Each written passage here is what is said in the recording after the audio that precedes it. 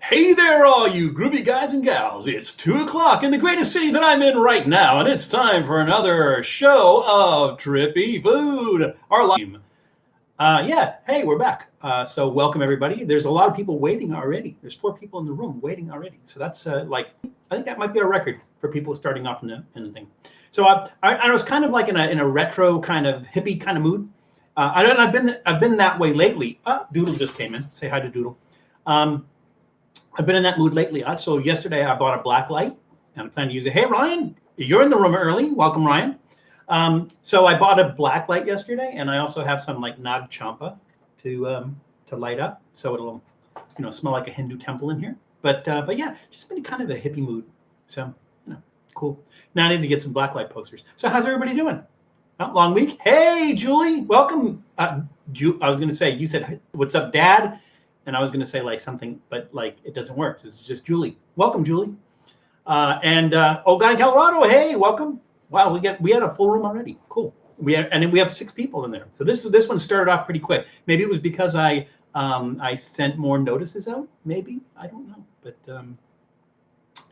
by the way, Julie, got that. So this was a Father's Day gift from Julie. Wendy, good to see you. Chloe says hi, Pops. Will you tell Chloe and Haley that Pops says hello? And if they're watching, hi, girls. So that'll work too. So we're gonna do beer this week. I know we didn't do it last week. Last week you did soft drinks. We're gonna do beer this week. I think maybe I'll just alternate. Next week I'm thinking either Julie had suggested coffee drinks, coffee-based drinks, and then I don't know if somebody else suggested it or it just seemed like a good idea for root beer. So I might do like a few different root beers and everything. Not hard root beer. We already did that on Trippy Food, and so probably not hard root beers. But hey, Lynn, welcome to the room. Everybody say hi to Lynn. Oh, Wendy's already started. We are doing Limburger cheese for Goonie Food soon. Oh, cool. Did you already buy the Limburger cheese? So make sure you keep that well wrapped before you use that. So that'll be fun. I'm looking forward to seeing that. So just as a reminder, and I put that out this week, that we are doing a beer today, and we are doing Left Hand Brewing Company's Milk Stout Nitro. It says America Stout, but I don't think everybody in America drinks this. I don't know what is the APV on this. It is 6.9, so it's going to have a little bit of a kick. And I had that chilled. So again, I had to close the window because they're doing construction next door, and so you don't hear buzz saws and everything. I had to close the window. It's a little bit warm today, so I have the other fan on. Again, let me know if it creates too much noise. Looking at the thermostat, it is 182 right now Fahrenheit outside. So we're going to try to keep cool a little bit with the fan. Also, I have my washcloth that I wet the washcloth and I put it in the freezer. Now the thing is, don't do that and forget about it, because you'll be able to stand this thing in the corner. But yeah, just maybe for like 5 minutes. Put it in the freezer for 5 minutes, and then every once in a while just kind of towel yourself off with that. If you don't have air conditioning, it's a godsend. It really is. Okay, so yes, so and Julie, maybe you can correct me if I'm wrong. How often does that happen? That Nitro typically has nitrogen in it. Well, they pump nitrogen in it, and I guess it makes it like foamy, or it's almost like makes it airy, I guess. So I don't know, because I know that there's Nitro coffees, and there's a couple of other beers that are considered Nitro, but I think they kind of like I don't want to say inject, but somehow put nitrogen in there. I think that's pretty much what they do. Yes, nitrogen creates a creamy head. Okay, I've been told I have a creamy head. I thought Nitro was a hot sauce for a minute. Well, Nitro.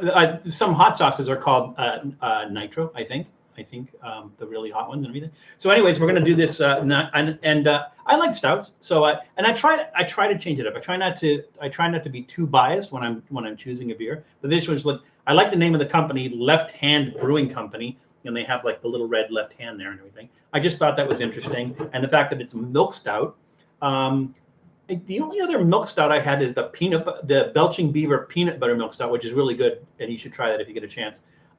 So I just thought milk stout sounded interesting. Nitro sounded interesting. left-handed brewery sounded interesting, and that's just kind of why I picked that. Maybe next time we'll do like an IPA or something. We'll just change it up a little bit. Well, we did the Radlers. We did the German rat. Doodle found something. Doodle? Yeah, he'll stop barking. Have I tried Helium Beer, Val? I have not. So they do the same thing with nitrogen, but they put helium in the beer. Does it make you talk really high, like when you're huffing a balloon? Does it do that? That'd be fun. That would be fun, because if it has that effect on you, I would like drink that while we're doing the live stream and see how it affects my voice. That'd be fun. So we have some snacks. It does. I'm gonna have to get some of that. So suggest a good one, and we'll get that one, and then we'll do that one next time. That'll be fun. Something that I should be able to get, I think. Yeah, Doodle is freaking out, but it's probably because somebody's at the door across the way. Like if they're opening the door and everything, he barks at doors opening. So he stopped. So apparently they're either in or out, whichever they were doing. Again, snacks. So we have, now, I don't know if you guys have had this before or you tried this before, but I saw this and I thought it was interesting because I don't know what it is. So it's Mission is the brand, and they're the ones that make tortilla chips, for like salsa and stuff, chips and salsa, Mission. Pretty popular brand. And it's called Atomix. And then I just thought that was kind of weird. That's not an earthquake, that's my knee on the table. And I just thought that was weird because it says Atomix, but it doesn't say what it is. There's some substance to it. They feel crunchy. They feel like but I don't know what they are. I really don't know what they are. But this is habanero and lime, naturally and artificially flavored. It sounded interesting. It says hot, and it's like almost all the way up to the top. I have not seen Mission sell anything that's that's up here, but it's supposed to be hot, so we'll give that a try. You know what? This is purely coincidental, but we ended up doing just hot today, so that's funny. So we have XiGi or XiGi. I'm not sure. It's because there's like uppercase G in the middle there. XiGi marinated ketchup peanuts. Well, maybe that's not hot, but it sounded interesting. Ketchup peanuts. This would be a favorite of Matt Zion, obviously, being how much he loves ketchup. These looked interesting and really light. Junju brand. So if you're just reading the English, it's Junju brand hot chili. And I think these are Korean, if I'm not mistaken. But it is, they're little surimi sticks. And surimi is the fake fish. I'm sorry, fake crab meat. So like if you go to a sushi bar and you see that fake crab meat, it has a red running through it. It's supposed to be like crab legs, but it's fake. It is surimi, and surimi is usually made from pollock, which is a type of fish. So they basically chop it up and then they kind of form it to look like crab meat, and then they kind of cook it with crab shells, so that kind of gives it that flavor and everything. So these are little surimi snacks, and these are hot chili surimi snacks. So maybe they taste really bad and they put the hot chili on so you don't taste it so much. I don't know. We'll see. Pollock. Yes, Pollock. Yeah, Julie, the thing about pollock is I think that's an East Coast fish, or like a Northeast fish. I think that's like one of the fish that they get out of the North Sea, and it's kind of like a garbage fish. They're just not like a real big market for it. If I'm not mistaken, it's kind of a flaky white fish that lives in the ocean. And pollock is like not really, it's not really popular. I think there's a place in Florida. I think Ted Peters smoked fish do smoked pollock. I think they do a smoked pollock and everything. And smoke adds flavor to it and everything. But pollock is generally not a popular fish. But I think I haven't seen it at all on the West Coast. So I think it's one of those things that's you just kind of get in the Northeast, like cod. You don't see cod a lot. Well, you see ling cod out here, but not like northern cod, stuff like that. So love it more than crab and lobsters. Well, yeah. So are you talking about the surimi? Are you talking about the fake crab that's made with pollock? That you like that more than regular crab meat? I mean, the thing about crab is like there's a whole bunch of different kinds of crabs, and they all taste different. So the Dungeness crab tastes different than the spider crab, which tastes different than the king crab, which tastes different than the blue crab. And there's certain things that you use some of those for. Like if you're doing a Maryland crab boil, you're going to use the blue crab from the Chesapeake. And soft shell crabs, blue crabs are also used for the soft shell crab. Stone crabs, they only eat the claws. So which is fascinating. So basically, you have they've kind of got they farm them, right, and they have this little area kind of fenced in the ocean, and the stone crabs are down there. And what they do is they pull them up and they rip off one of the claws, and then they throw it back in. So the crab has its other claw that it can use to protect itself, and eventually that second claw grows back. So so it's kind of sustainable like that. Is that you don't have to kill the crab. Okay, so it's sustainable, but then think about it from a crab standpoint. You're constantly getting your arm ripped off. Yeah, that's kind of, I don't know. I don't know how I feel about that. But stone crab, that's why when you get stone crab, they're just usually the claws. You don't usually get the rest of the crabs because they keep the crab alive, tear one of the arms off, put it back in, and then when the other arm grows back, they pull off that other arm. So I guess you consider that sustainable. It's kind of cruel if you think about it, but I don't know. I don't know if crabs feel things, but I've never asked one. Hey, Starfly, welcome to the room. Everybody say hi to. I always say that. Everybody say hi to, and then I look and everybody's already started saying hi to. So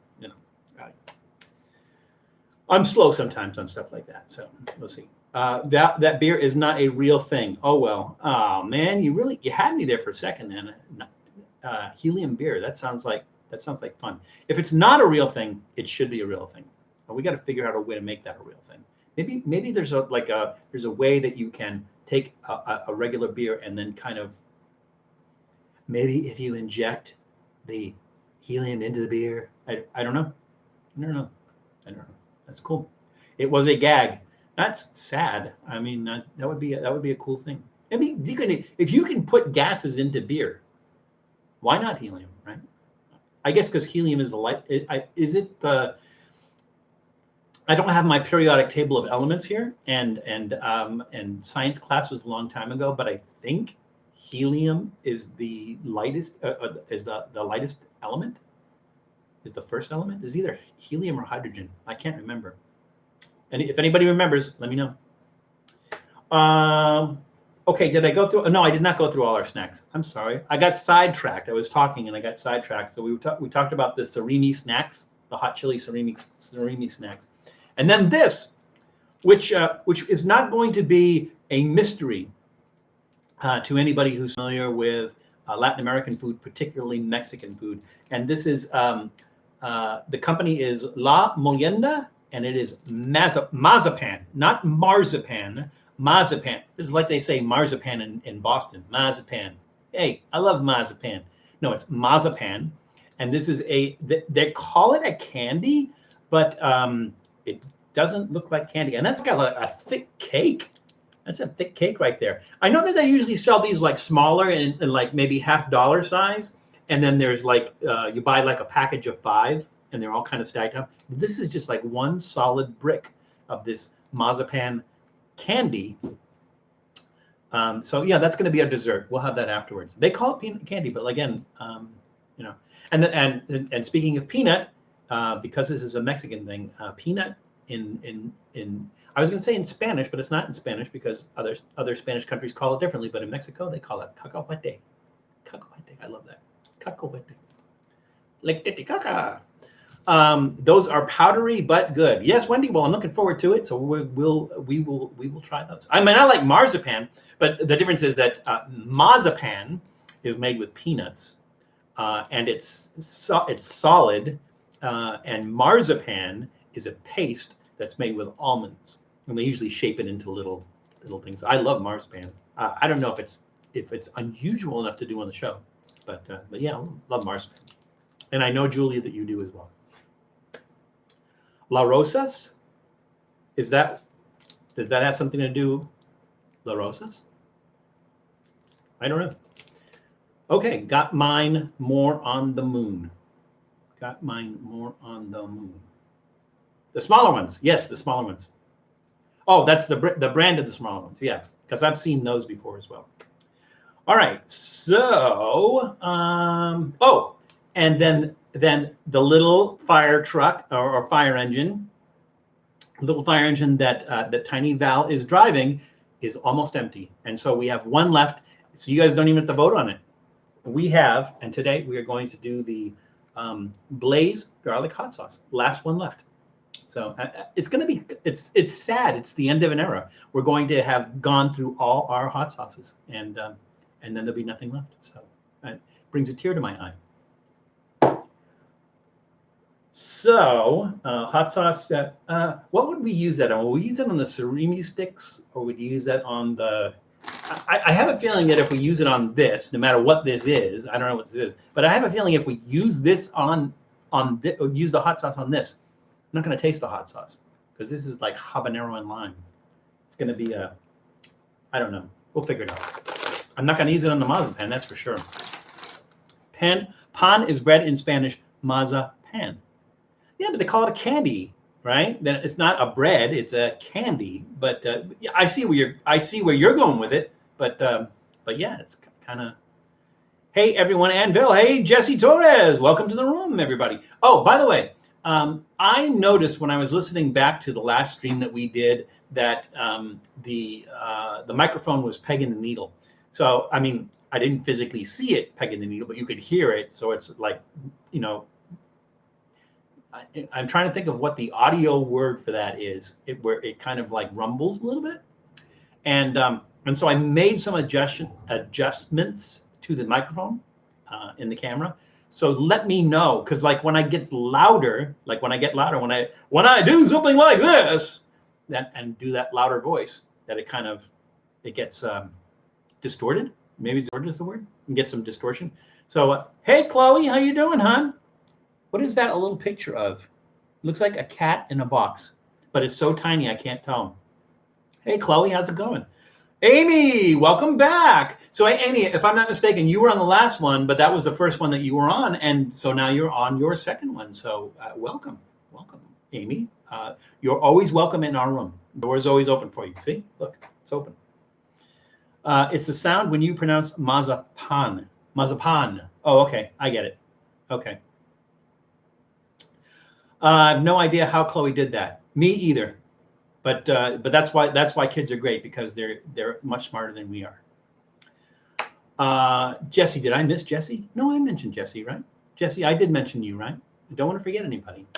Okay, so I also have an extra added surprise for people. Well, it's not a surprise. I don't know. It's a surprise because I didn't announce that I was going to do it. But so I posted a picture on the Facebook page. Because basically when I do the Instagram stuff, it also posts the picture on the Facebook page. And I got some comments on Facebook page when I posted the picture. And I posted a picture of this, which is Trader Joe's popcorn in a pickle popcorn. And so let's see, who was it? Andrew Seeley and Janet Cantrell, I'm sorry. They left a comment on there and they go, oh, it's so good, and everything. So I bought some to try it. So we'll try it live in the show. So you'll see my reaction trying it. I didn't think this was worth like just doing a Trippy Food episode just on this. So I thought, I'll just eat it on the live stream, see what we think. Popcorn in a pickle. So it's pickle flavored popcorn. We'll see. That doesn't look good. Lynn, I'm on your page, but people say that it does. So we'll see. We'll find out. Now, while I was there, I also saw this, and I figured as long as we're eating popcorn and as long as we're eating Trader Joe's flavored popcorn, we'd try this as well. So this looked interesting. It's hatch chili and cheddar seasoned popcorn. Now it looks interesting, but it looks weird. Like, who puts hatch chili and cheddar together? Well, no. I guess if you're in Albuquerque and you get a hatch chili burger, which you can 365 days a year, getting a hatch chili burger and it has cheddar cheese on it, yeah, I guess it makes sense. So this is hatch chili and cheddar seasoned popcorn. So we're going to try this one as well. I don't know. Maybe we'll do that in the middle, between the other snacks or something. I don't know. We'll figure it out. Just remind me. You should give the pickle popcorn to Matt afterwards. Yeah, I still have those. Wendy, were you on the live stream where we did those salted plums? that were like, "Wah!" Yeah, so I'm going to give those to Matt as well. So, do you agree with the petitions to rename Trader Joe's products? I like the name; they were fun. Oh, like Trader Jose's and stuff like that. I don't. It doesn't matter to me either way. It's like if people. The thing is, if enough people tell Trader Joe's that they think it's offensive, and then Trader Joe's has the choice of whether they want to change it or not. I mean, other brands are changing their name, including the Washington football team. And that's because the Washington football team, before the Redskins, changed their name. But right now, they're the Washington football team. That's their name. I think that's temporary. At least I hope so, because it's a dumb name. But again, from my standpoint, I'm not going to protest or anything if they change the name from Trader Jose's to Trader Joe's on those particular products. There was a couple of other ones. I'm trying to remember what the other one was, like Trader Giuseppe's or something like that. So like, if it was a different ethnic product, ethnic food, then they kind of gave it that name, like that name for Joe or Joseph. So I mean, like, if people are offended by that, who am I to say what offends people and what doesn't offend people and everything? And if they do a petition and Trader Joe says, okay, well, there's enough people that we're probably going to be in trouble if we don't change the name, then they go ahead and change the name. Or they could just say, look, this is just a tongue-in-cheek thing and everything. It's not like they have the Frito Bandito. And I don't remember, most of you probably aren't old enough to remember the Frito Bandito. But back in, I want to say the late 60s, early 70s maybe, the Fritos, their spokesperson or their mascot, whatever you want to call it, was the Frito Bandito, and he was a cartoon, and I think he was voiced by Mel Blanc. I'm pretty sure he was voiced by Mel Blanc. But anyways, he had the gun belts and the sombrero. I think he had a gold tooth, big mustache, and everything. And he had this song, I am the Frito Bandito, and it was kind of like if that came out now, yeah, that would easily be like offensive. But back then, it wasn't so offensive, but maybe it got offensive because they got rid of him. They got rid of the Frito Bandito. So who knows? I had horrible pickle popcorn from Market Basket. Hopefully yours is better. So is a Market Basket. Does Market Basket have their own brands of stuff? Market Basket brands. For those who don't know, Market Basket is a I don't want to say it's a discount grocery store, but it's a cheaper grocery store back east. Like it's not like Stop and Shop level, and it's definitely not like Whole Foods level. But it's a chain back east. I guess the East Coast equivalent. I mean, the West Coast equivalent would be like Food for Less or even Winco maybe. So yeah. Hey, Adam Heb. So you say aloha. Am I saying that right? Aloha. I think there's like a certain way to say aloha. Aloha. Aloha. I'm not sure where the accent is, but aloha, Adam. Adam, I take it you are from Hawaii. Have we had you here before? I don't see that we had you here before, but welcome. Everyone's saying aloha to Adam. All right, so. So we were talking about Matt. We weren't talking about Matt. We were just saying we should give him pickle popcorn. But so I think it was Monday. Monday we aired on Trippy Food. We aired an episode with the new what are they calling it? Beyond Fried Chicken at KFC, which is Beyond is Beyond Meat. They make a chicken substitute. It's called vegan if you just buy the meat. But after KFC gets done with it, it's not vegan anymore. And my understanding is they clearly state on their website that they fry the vegan chicken in the same fryer that they fry the regular chicken in. So what's the point? What's the point? If I'm a vegan and I want to go to KFC because all of a sudden they have a vegan option and they're going to fry it in the same fryer as the chicken, then why am I even bothering? Well, maybe one of the reasons that you're bothering is because KFC doesn't have chicken nuggets. They don't have like the equivalent of chicken nuggets. But maybe that's part of it. Somebody left a comment. I don't know if it was on mine or the one that we did for reckless eating, because I actually did two. I filmed one for Trippy Food and I filmed one for Reckless Eating. And I don't know if you guys have seen that. I think the Reckless Eating one came out today. It was today. I think it was today. The Reckless Eating episode came out, and I'm doing the Reckless Eating one as well. And so you could look at that and you go like, "Oh my God, what a pig Val is!" He actually got 2 orders of these fake chicken, and ate it twice so that he could do 2 episodes. Well, I didn't actually. I just did some creative filming, and filmed both episodes at the same time. So if you watch my episode and you watch the Reckless Eating episode, I'm in both of them. I'm filming them at the exact same time, but I'm filming completely different content because, like, what's the point of seeing the same thing on 2 different channels? It's dumb. So I filmed different content, but I filmed it at the same time. Kind of got creative there, and then Matt sticks his funny stuff in, like sex, those like stuff in there. So I don't know if he did that on that one or not. But so getting back to it, it doesn't make any sense that that you're going to offer a vegan product if you're going to just be making it now.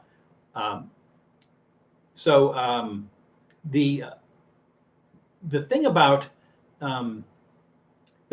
vegan, something like that, right? It's like, why call it like beyond fried chicken? Why use the word chicken?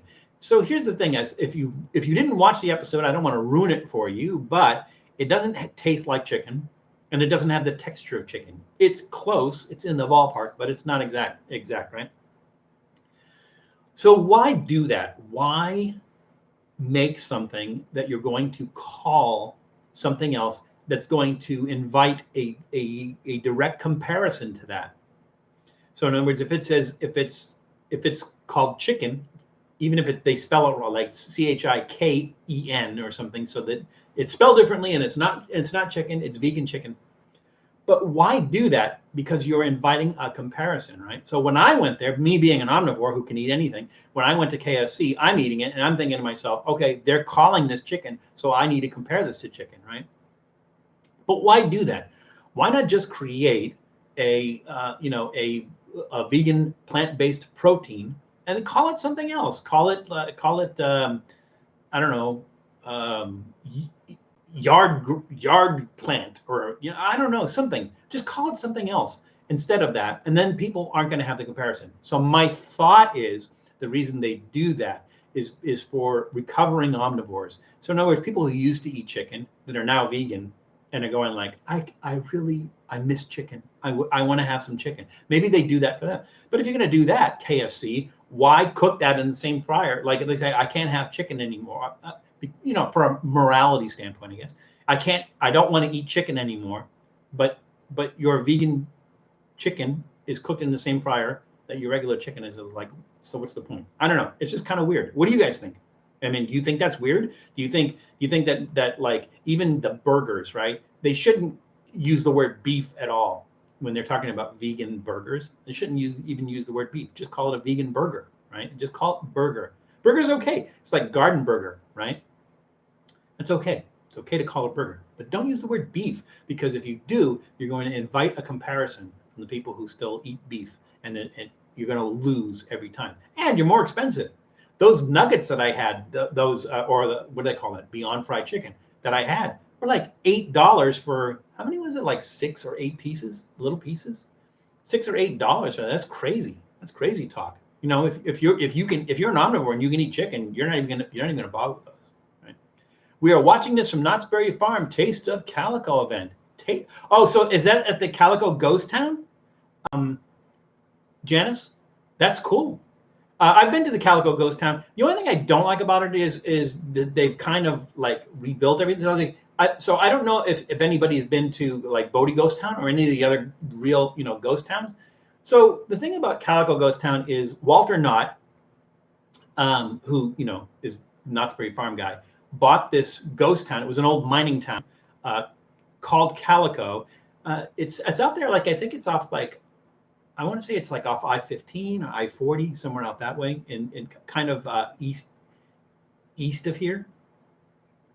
And then they just kind of renovated it. So I think they might have built new buildings, and then they took the old buildings and they kind of renovated it and everything. And then like there's shops in there and stuff. it's not. Walter not. So it's a not very farm thing.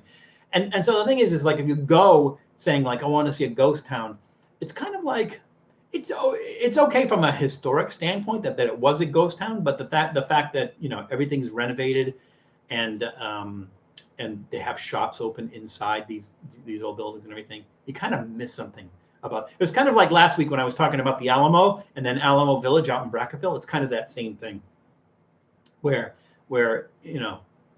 you just kind of don't get the feel for it and everything. Like if you go out to Bodie Ghost Town, everything was just left the way it was. They didn't fix anything. Every once in a while, they just nail a board back on or something like that, but they don't repaint. They don't, they don't renovate or anything. And everything was just kind of left the way it was in the 50s when it was abandoned. So yeah, I mean, I have mixed feelings about that, but I'm pretty sure that's what you're talking about, Janice, when you're talking about Calico. Is that it's the Calico Ghost Town? Is that right, Janice? Yes, but the one at Knott's Berry Farm, not on the way to Vegas. Oh, okay. So they kind of have like a Calico Ghost Town at Knott's Berry Farm. It's kind of weird, but okay. Janice, have you been to the one on the way to Vegas? The Calico Ghost Town, way to Vegas? Hey, Ducks Rule, welcome. Good to see you again. You snuck in there while I was babbling. And El Marijuano 209, welcome. Sex. Wow, we're getting a full room now. So we have 50. I don't know how this thing works. This is like 14. I guess it's 14 people logged in, but I don't really know how many people are watching this because you don't have to log in to watch it, I think. So we could have a lot more. I don't know. There's probably a way to find out. I wonder what that is. Vegans should know not to eat any food at fast food places. I bodybuild and know there is no place to have nutritious, healthy meals. Well, the thing is when you talk about nutritious, if you're buying even if the Impossible Whopper was made not on the grill where they make the Whopper, even if it was made on a separate grill, it's questionable as to how nutritious is it. It's questionable. I mean, the thing is, if they're still using pink slime in the meat, which they used to at Burger King, they're still using that. The question is like the burger, the regular Whopper is not nutritious, and I think that if you're just substituting the plant-based meat, but I can't see where it's really that much more nutritious than a regular Whopper. So yeah, you're right. It's fast food. Fast food is fast food, and you're probably eating fries with that, right? So I don't know, kind of goofy, but a lot of restaurants say vegan menu, but they still prepare everything all together. Or like at pho places, they use the same beef broth base, even though you're getting the veggie pho. Some places like, and you guys are gonna laugh, but this is a real place, fucking good. In Beaverton, Oregon, and Julie knows because she's actually been there. Fucking good.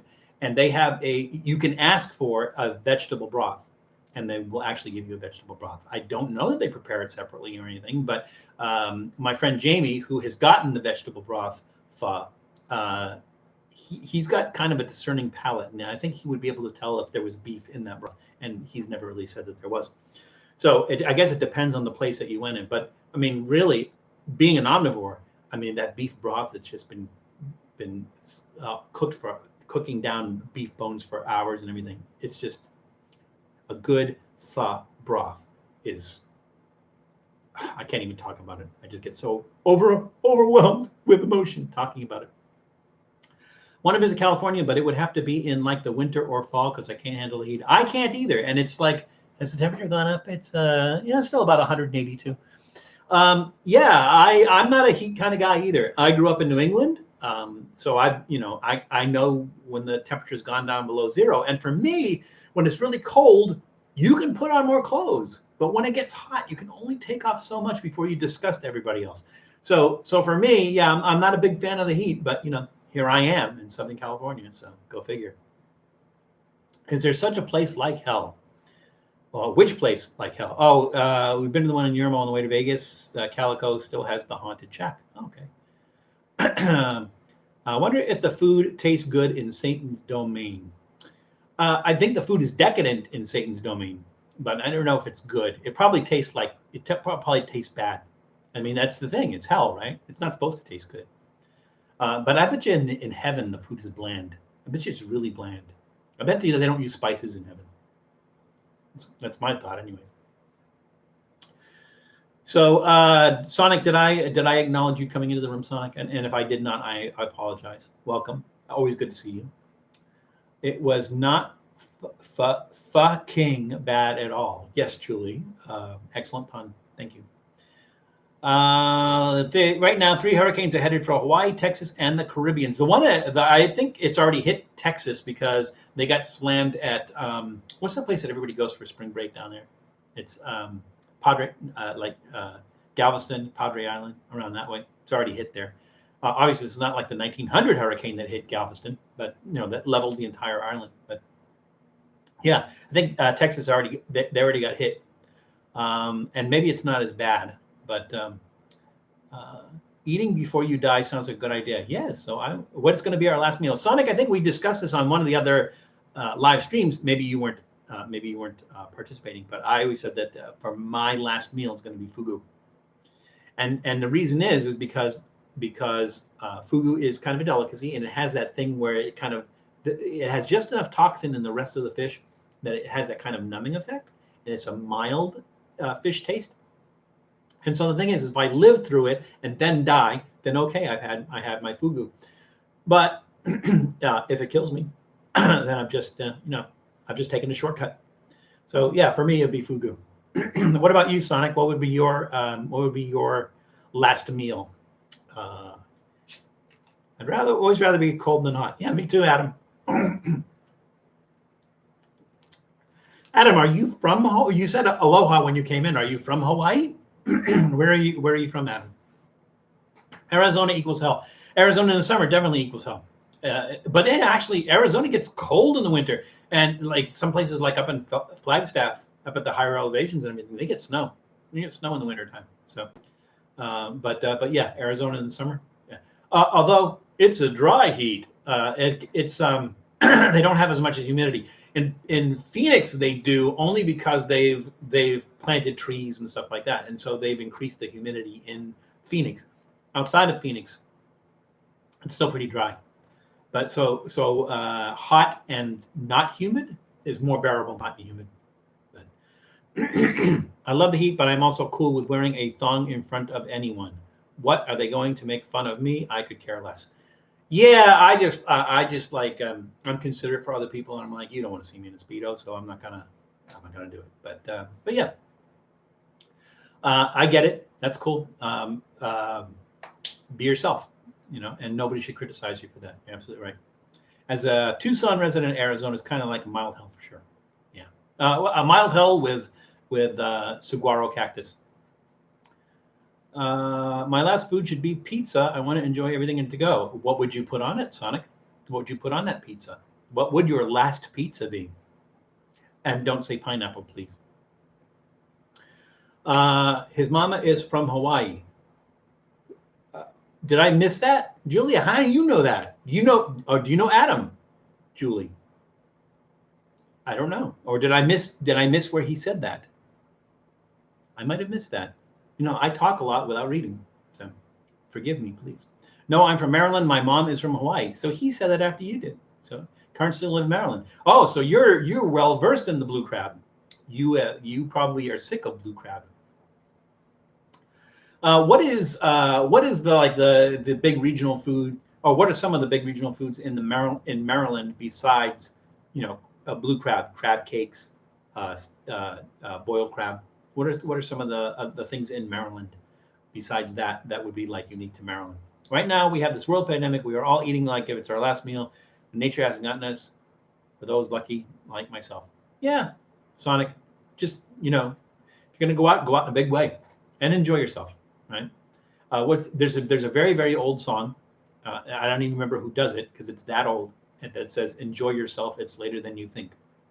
And those are good words to live by. My pizza would be pepperoni, sausage, beef toppings, veggies. Which veggies? Like green pepper, bell pepper, extra mushrooms, cheese, and tomato sauce. That sounds pretty good. That sounds decent. And when you say beef toppings, you've already got the sausage. So you're talking about beef sausage or pork sausage? So which beef toppings are you talking about, Sonic? Veggie sounds that sounds like a good pizza. The problem is when you put too much stuff on it. So there is, in my opinion, in my humble opinion, the best pizza on the West Coast is a Pizza Shoals in Ibiza Shoals in Portland, Oregon. Is the best pizza I've ever had on the West Coast, and it's like a New Haven style pizza. Really, really good. So they have a bunch of different toppings that you can pick, and they will not let you put more than 2 on a pizza because they say you are not going to ruin our pizza. You are allowed a maximum of 2 toppings on that pizza, and they won't let you put anything else on it. You go to a place like 800 Degrees or Blaze or anything like that. It's like, yeah, put that on it. That I want some of that. You could just like the pizza's like disappeared underneath all those. They'll let you put as much as you want on it and everything. But like I said, a pizza Shoals, they say like, no, you're not ruining our pizza. 2 ingredients max. Has anyone ever eaten jellyfish? Well, I have, but I'll let you ask the room, Amy. But I love jellyfish. So one of our episodes, I can't recall the name of the dish because it's in Vietnamese, and I don't speak Vietnamese very well. But it's a jellyfish salad. So you guys can check on Trippy Food on the YouTube channel. I think I call the episode Jellyfish Salad. So yeah, it had jellyfish. It had Vietnamese head cheese. It had pastrami. It had baby lotus. I think the baby. I don't know if it's lotus roots, but baby lotus and everything. Oh my God, that was so good, so good. So yeah, I've eaten jellyfish, but Amy is asking the room. So guys, respond to her. Let her know. She wants to know if anybody's eaten jellyfish. Maryland's got pit beef. That sounds good, but I don't even know what that is. It sounds like you're roasting beef in the ground. That's what it sounds like. But it could be Old Bay. The Old Bay is the seasoning that they put on the blue crab that they do the crab boil. They use the Old Bay seasoning. So I think you're right. Right now, Portland, Oregon is a riot shitstorm. Yes, it is. So I was enjoy some culinary anti-hero food. Yeah, and my daughter Allie. You guys haven't seen her because she hasn't been on an episode or anything, but. She lives in Portland, and so she's being careful and she's trying to help where she can. But yeah, it's a bad situation there. I want to say that with a caveat. It's a bad situation there, but that bad situation seems to be in like maybe a 2-block area. That's where the bad situation is. But the rest of Portland, it's not crazy. The rest of Portland, except that some people are being snatched off the street, not in the area where the protests and stuff are taking place. But yeah, so it's kind of a scary place right now. And I lived in Portland for 4 years, and so to me that's kind of like sad. It's sad. I feel bad for Portland that all this is going on. Cold plate stewed beef slice, seaweed tofu slices, boiled egg. That sounds good. Oh my God, that sounds good. I got stung by a jellyfish. El Marijuano. When you get stung by jellyfish, did somebody have to pee on it? I heard that what is it? Maybe it's the uric acid in the urine that it neutralizes the sting or something. I don't know if that's the case or not. Is that true? El Marijuana, when you got stung by the jellyfish, did somebody have to pee on it? Does that work? Oh, see, look, Julie's already asked that question. It was like a SpongeBob episode.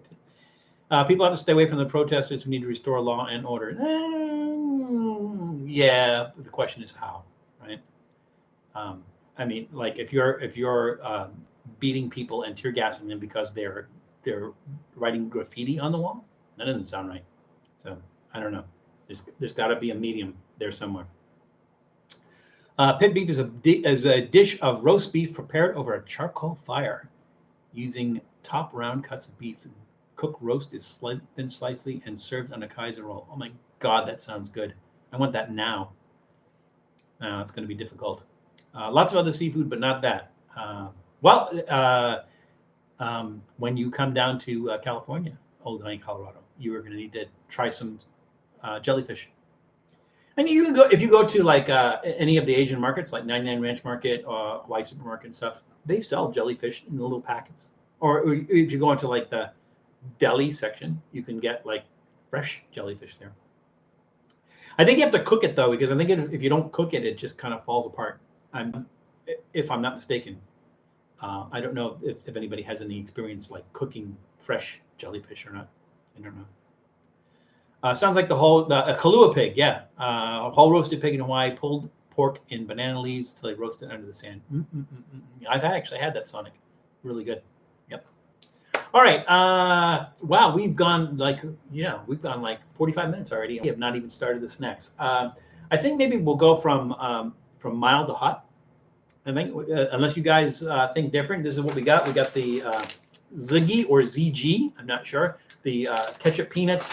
We have the Mission Atomix, whatever that is, habanero and lime, and we have the Junju hot chili surimi. So unless you guys have any, objections, I'll start with the XiGi or XiGi peanuts, the ketchup peanuts. What do you think? Yes? No? Okay. Hey, Terry, how's it going? Welcome back. Always good to see you. Everybody say hi to Terry, TH. Feels like if you had an open wound, somebody poured salt on it and no one peed on me. I was drunk and walked it off. So on my leg, but did not return to the water afterwards. Do you know what kind of jellyfish it was? Like, I guess some are more serious than others, like a Portuguese man-o-war. Apparently they're like deadly.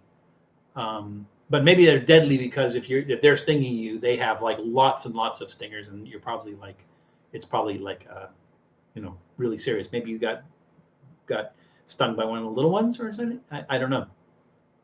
Do you know what kind of jellyfish it was that you were stung by? Because obviously it wasn't something that they had to rush you to the hospital on. Right? And maybe the alcohol helped. I don't know. Start mild and work up. Yeah, that's what I was going to do, Lynn. I think you're right. That sounds like a good plan.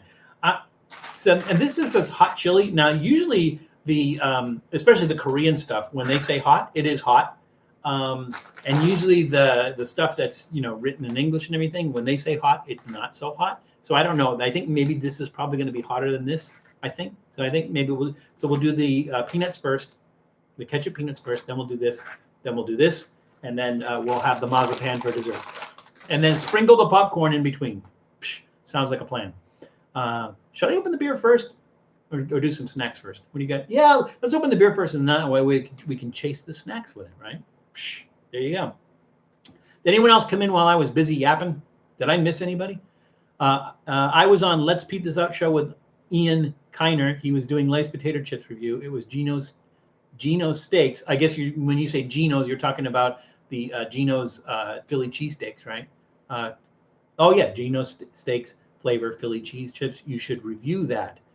Where do you get those? I don't know. Hey, Sonic, the next time you talk to Ian, tell him we'll do a collab. I have no way to get in touch with these people or anything, but I would, more than happy to do a collab with them. I'm sure we can find something that would be of interest for both of us. But let me know, because if you talk to the guy, I have no way to talk to the guy. But if you do, let him know. I'd love to do a collab with him. Never been to Hawaii, but want to go after the storm and pandemic travel is over next year, 2020. Yeah, I've been to Hawaii. Spent a week there once. So been to all 50 states. But yeah, so in addition to Hawaii. And I was lucky enough to be in Honolulu when they had the Spam Jam. So I was there for Spam Jam. So that was cool. In Austin, Texas, they used to have this thing called Spamorama. And the last one was in 2009. Spamorama was awesome. They had Spam Games, Spam Olympics. They had Spam Sculpture. They had Spam Cook-Off. It was awesome. It really was. And it's really sad that they don't have that anymore, because they were being sponsored by Hormel. And so this is, remember, 2009. You remember what the country was like in 2009. And Hormel was like, can't sponsor you anymore. Don't have the money. And they didn't have the money to be able to do it themselves. And so went by the wayside. But Spamorama in Austin, Texas. So much fun. I mentioned your name to him several times. He doesn't know you, but you have been on Reckless Eating. I have been on Reckless Eating, but maybe Ian has not seen me on Reckless Eating. Maybe that's what it is. But just tell him to watch Trippy Food, and he can see my thing is, and give them my email address. And that's the same with that. Anybody, I feel really bad because I think was it Sonic that was in Alaska, and he had asked me for some recommendations and everything, but I had no way to contact him outside of the channel. So if you want to contact me or anything, or you want to give my contact information to these other people about doing collabs and everything, val@trippyfood.com, and you feel free to use that. val@trippyfood.com is my email address. You have both been with Matt on Reckless Eating, but not at the same time. And I would remember that, I think, Ian. I don't remember being on Reckless Eating with somebody named Ian, but I could be wrong. Peep this out, thumbs down. Jesse gives Peep this out a thumbs down. Oh, okay. Well, maybe I'll improve that. I don't know. We'll see. Paid shill with fake reviews. Oh, that's too bad. Yeah. I'm paid, but I don't know if I'm a shill, and I don't get paid that much. So I just got another check the other day. It's like $100 or something like that. So it's my second one this year. So that's the kind of money we make on this channel. Just had a small piece of tentacle on my leg, immediately got out, was swimming underwater, and was thinking it could have hit me in the face. That would have sucked. Okay, Sonic and Jesse, you guys talk this one out. I don't know. I'll have to watch his channel again and then let you know. But I'm going to open the beer first. So because we're like almost an hour into this thing, and I have not opened the beer yet. So again, we are drinking. For those of you who just came into the room, we are drinking Left Hand Brewery Company's Milk Stout Nitro, America's Stout. And again, this was a 6 point something, what is it? 6.9, almost 7. Nice. Okay. And it's the bottle is starting to sweat. So the temperature has gone down a little bit. It is now 181 degrees Fahrenheit. So that's why the bottle is sweating. Haven't needed the washcloth yet, though. So again, my handy dandy iron Ariel.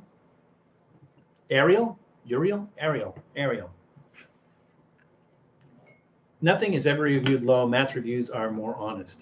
Yeah, Matt's reviews are honest. And the thing I like doing reviews with Matt is Matt and I have different tastes. And so some of the stuff that he likes, I'm not crazy about. Some of the stuff that I like, he's not crazy about. And then some of the things are surprising, like the episode where he put ketchup on tacos, and these were like Burger King tacos, and put ketchup on the tacos, and I was skeptical, but actually they weren't bad. Ketchup can only improve a Burger King taco.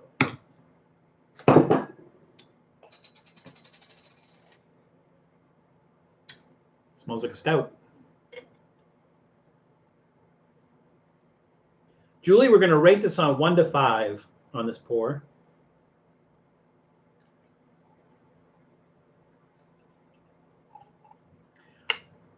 For a nitro, it doesn't really have a foamy head. A little really surprising. Maybe it was my pour. Maybe I should have poured it like this, so we had a more foamy head. I don't know. Julie, 1 to 5.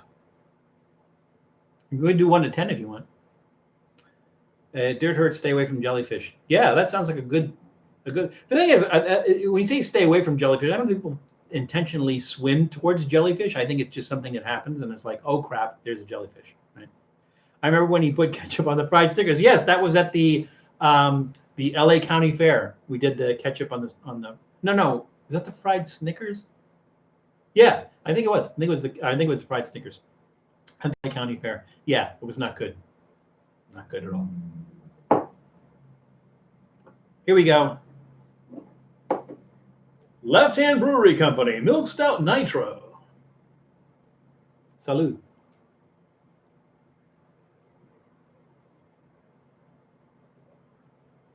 That's smooth. Now, maybe somebody can look this up for me. I don't know where the name Milk Stout comes from. It doesn't taste like milk. I don't know if they use milk when they brew it. Why do they call it Milk Stout? But this is, like I said, this is the second Milk Stout I had. It is remarkably mild. Because usually a stout is strong, stout.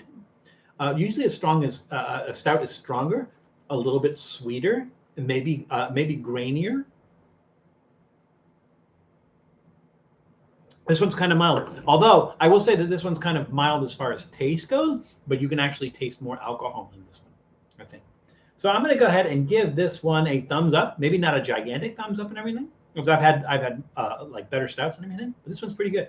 I'm a little disappointed in the whole Nitro thing because I was expecting it to be foamy and bubbly and everything, and it's not really foamy and bubbly. 4.8, and is that out of 5 or out of 10, Julie? Nitro sodas should be coming soon. I'm going to check out Calico's. I bet they have Nitro sodas already. I bet you they do.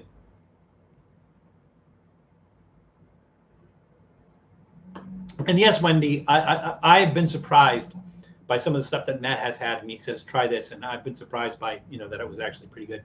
Like the buzz balls, the horchata buzz ball, that was really good, and I was skeptical about that, but yeah, really good. Although there's some things that Matt and I just aren't going to see eye to eye on. So hey, anyways, so yeah, thumbs up. Left Hand Brewing Company Milk Stout Nitro. Yeah, good beer. Milk stout is made from lactose. Okay, but is it? I mean, do they use milk, or do they somehow extract the lactose from the milk? How do they do that? Is it like lactose in a powdered form or something that they use when they make the beer? Is that it? And I guess if you're lactose intolerant, that would be a problem. But most people are lactose intolerant. This was and guys, just tell me to shut up if I ever just find myself repeating myself. But at the LA County Fair several years ago, I saw the pigs milking the babies. The suckling pigs drinking the mother's milk, I guess.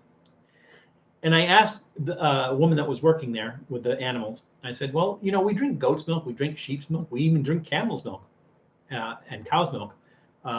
Why don't we drink pig's milk? And then they said, well, it's because if we could drink pig's milk, it would be the best milk for us because pigs are closer in physiology to us than any other animal. But she was talking about cow's milk, and she says, how people talk about lactose intolerance, and that's the norm. Our bodies are not designed to process the lactose in cow's milk. So most people are lactose intolerant to varying degrees. Some people just don't realize that they are and everything, and then some people are not. But it's the norm as opposed to the exception of being lactose intolerant. So I imagine that if you are severely lactose intolerant, that this beer would cause problems for you, maybe.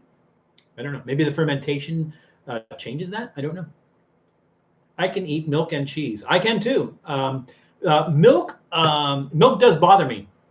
So if I drink a glass of milk, I get a lot of acid. So milk does bother me, but ice cream does not. Cheese does not. So go figure. 4.8 out of 5. Well, thank you, Julie.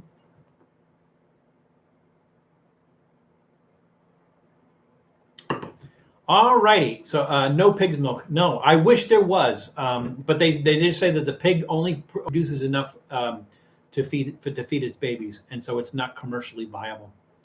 And then if you try to milk them, they don't like it too much. And like a cow, what's a cow going to do? Cow might kick you or something like that. Pig's going to mess you up. So just my thought. Unless you dress like a baby piglet and just get in there, and that might work. I don't know. One of these days, I will have pig milk. I will not be. It is like at the top of my bucket list to have pig's milk, and I'm not talking about pig's milk ice cream or something like that. I'm talking about like pig's milk. I've had goat's milk. So my friend Anshu from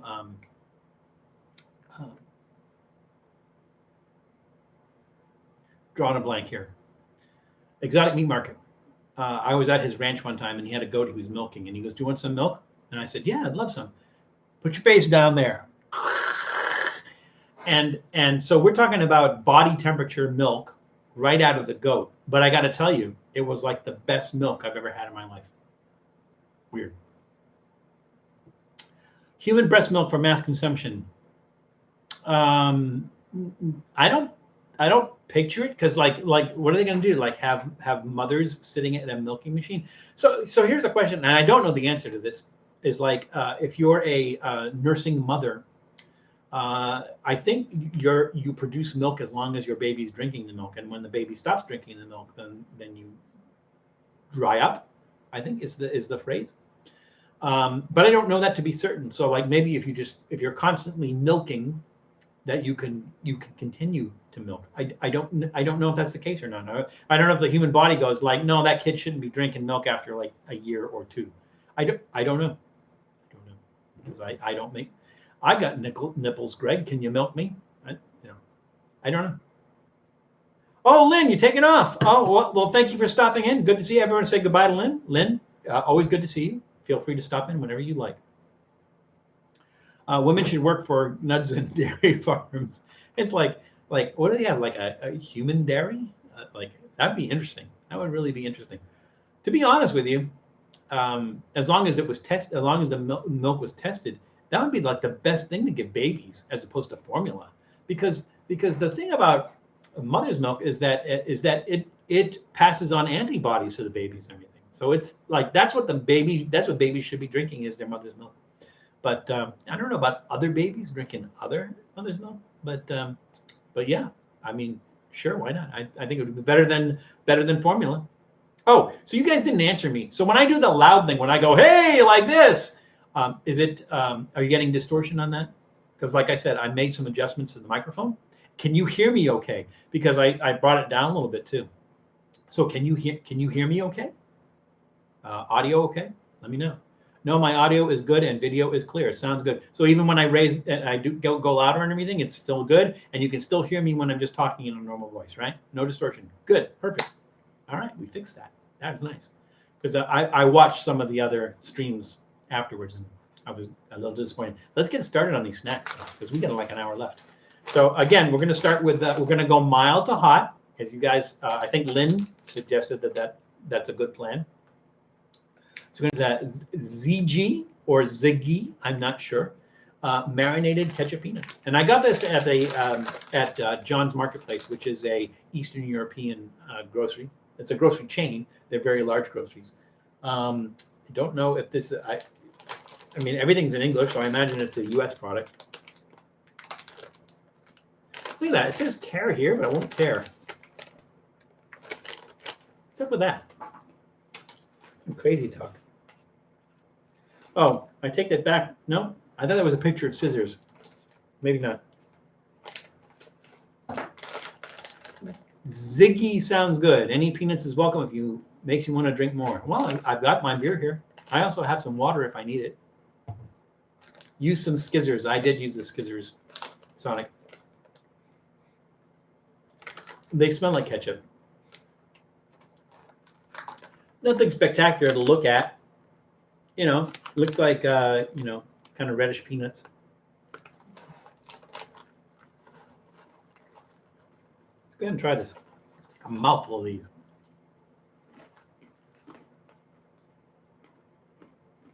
Not as salty as I thought they would be. Look like Planters. Well, which Planters, though? Not like the dry roasted peanuts, because those are a little lighter. They're not as red. There's something about these peanuts. Not there's like something about Mary. There's something about these peanuts. The texture of the peanuts. Like, have you ever had stale peanuts? Peanuts, I said. Have you ever had stale peanuts where they take some more crunching? That's kind of like these. But maybe the thing is, maybe they're soaked in ketchup, and that's what it does. It just kind of makes them more solid. Or dries them out or something. These are pretty good. You definitely taste the ketchup, but they're not. It's not over the top ketchup taste. On one of the other streams that we did the Spud Crunchies from Trader Joe's, and they did a ketchup Spud Crunchies from Trader Joe's. And this is a thing of like Matt loves ketchup. I did the Spud Crunchies from Trader Joe's, and I'm not a big fan of ketchup. And I thought, I'm not going to like these, and I love them. It tasted like French fries dipped in ketchup. But I had that texture of a lightly fried snack. They were pretty good. These are good. Oh, Sonic, gonna take off? All right. Well, thanks for stopping by. Hopefully we'll see you next week. I'll let you know when, but have a good day. Be careful. I'm gonna give these a thumbs up because, like I said, the ketchup is not overwhelming. It just kind of tastes like the ketchup was applied to the peanuts.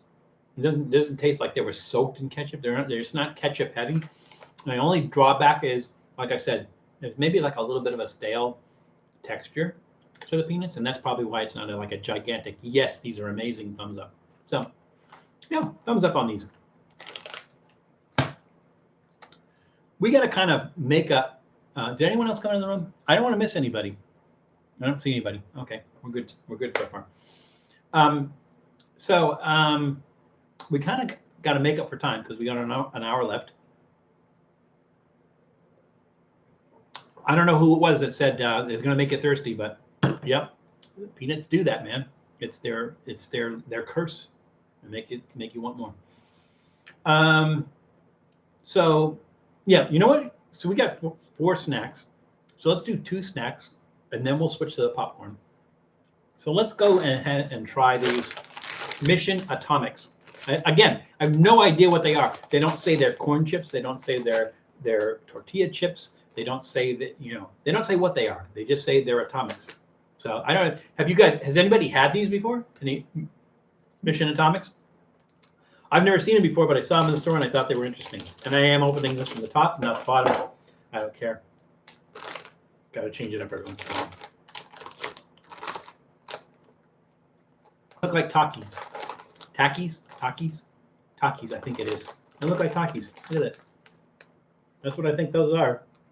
It's just their version of Takis, which are basically tiny rolled tortillas. I'm going to say that. They look like Takis, right? They look exactly like Takis. Maybe not as thick.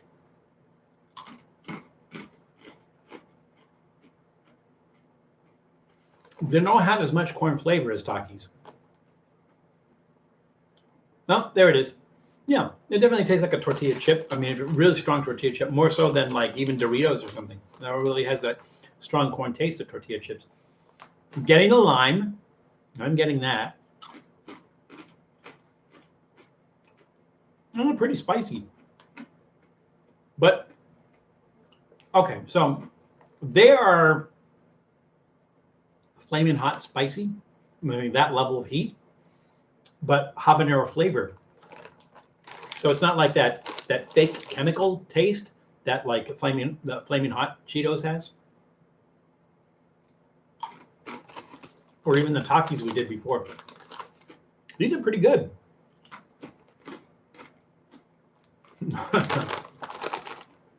Can you handle the heat? Yeah, I'm only part white guy. That lime is nice though. There's a decent amount of lime in there, and that flavor comes through. That's really nice. Big thumbs up on that one. I don't remember if these were more expensive or not. I can't remember. But yeah, if you see these, maybe Mission is a brand that's only in Southern California. I don't know. I think they're nationwide. If you see these, picked it up. They're pretty good. Thumbs up on that. Val, if you would like, I have some samples of my barbecue sauces to send you. All right, let's figure that out. I can't have you send it to my home address because I have this tiny little mailbox and everything. So let me figure that out. I'll figure out a way to do that. But yeah, I have your email. We're on email, I think, already. So yeah, let's do it. Send me an email to remind me, and we'll work something out. What is your favorite chips? Mine are Flaming Hot Fritos. They are so versatile with food. I think somebody asked this before. My favorite chips are the Pocky Ghost Pepper chips because they have a ghost pepper flavor. They really do pack a punch. I can eat one of the small bags. I would. There's no way I would ever be able to finish one of the big bags, but the small bags, yeah, I can eat them. And it's one of those things like, oh my God, that's hot. I don't know how I can eat another one, but I'm going to. So yeah, the Pocky Ghost Pepper chips. Those are my favorites. All right, let's switch to the popcorn. All right, and again, because on the Trippy Food Facebook page, people left comments on there going, "This is really good" and everything. I don't know. We'll see. Let me cleanse the palate. Maybe I should use the water to cleanse the palate, and not the beer so much. But I like the beer. All right, here we go. Trader Joe's popcorn in a pickle, boldly flavored popcorn with the bite and tang of dill pickle. The bite of I've never gotten bitten by a dill pickle, but let's give this a try. Let's do this one upside down because that's going to have like all that stuff's going to go to the bottom.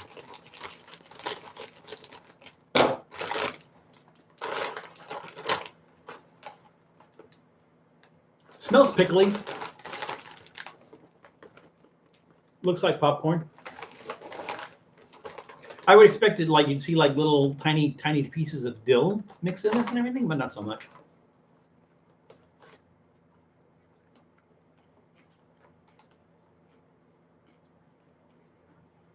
I guess there's some vinegar, vinegar using that because it has a kind of vinegar breathiness in there. Yes, Julie, pickles, Matt's favorite.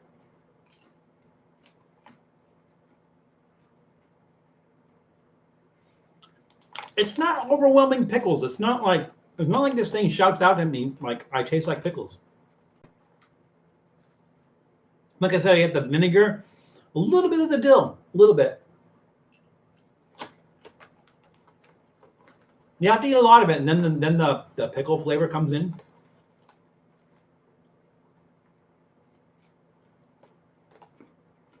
You're weird. I'm weird too, but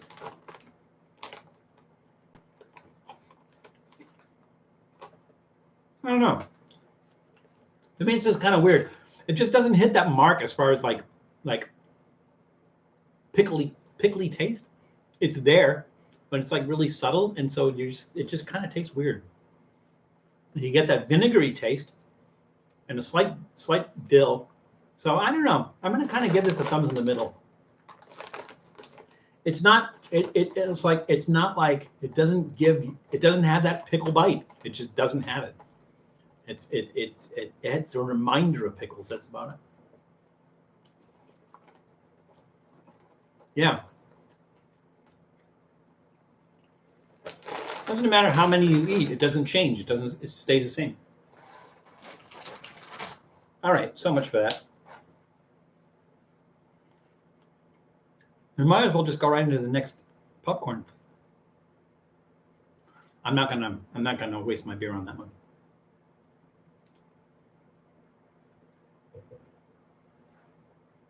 All right, here we go. So the other one, Trader Joe's Hatch Chili Cheddar Seasoned Popcorn. They don't even have little catchphrases on there or anything. And it's not Trader Jose's. It's seasoned, so we'll open this from the bottom as well.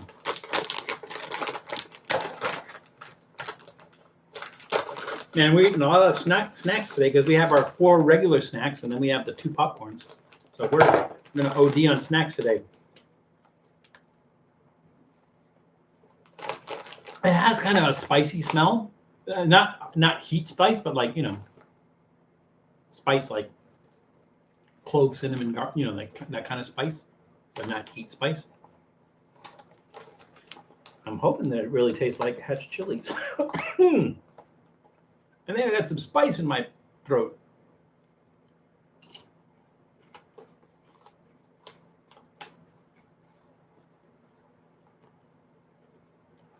I'm getting the Hatch chili. I'm getting that Hatch chili flavor.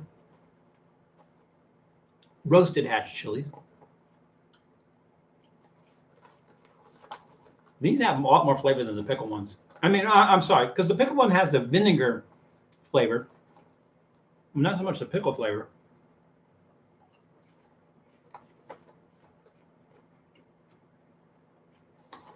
I'm not tasting much cheddar cheese in here, though. Oh, there it is. It's more Hatch chili than cheddar cheese, but that's good because I like Hatch chilies. That's a good one. I like that one. Thumbs up on this one. Yeah, that is good. It definitely has a hatch chili flavor on it, which is nice.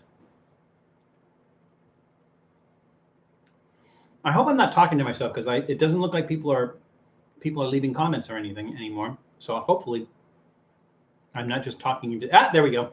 Need to hit up TJ's.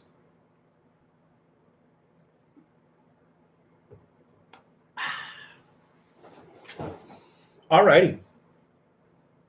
So a couple of things I was going to talk about. How many people have experience with Argentine food?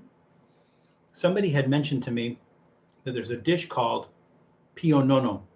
And I hope I'm saying that right. Pionono? I'm not sure where the accent is. Pionono. And it is a sweet roll-up cake filled with chopped boiled ham, mayo, chopped pickles, and green olives. And it actually sounds good. It's the cake part that kind of sounds bizarre.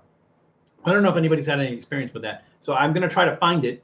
I don't know how easy it's going to be fine, because the thing is like if I go to an Argentine restaurant here, or Argentinian, however you want to say that, restaurant here in the U.S., they don't. It's kind of like Peruvian restaurants. You can go to a Peruvian restaurant, but it's going to be hard to find cuy, which is the guinea pig, even though in Peru you'd be able to find it relatively easy, but not so much here.